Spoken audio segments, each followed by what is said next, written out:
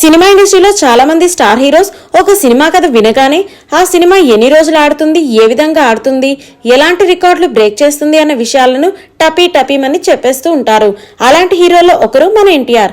Junior NTR cinema ఇండస్ట్రీలో ఎలాంటి crazy fan following దక్కించుకున్నారో మనకు తెలిసిందే.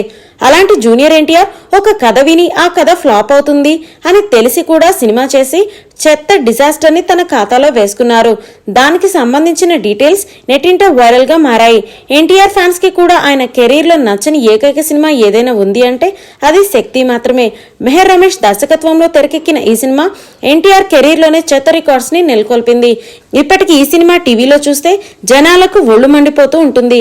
సినిమాలో పెద్దగా కొత్త కాన్సెప్ట్ ఏమీ లేకపోవడం, ఎన్టీఆర్ ని మరీ దారుణంగా చూపించడం మెహర్ రమేష్ చేసిన పెద్ద తప్పు అంటూ అప్పట్లో జనాలు మండిపడ్డారు.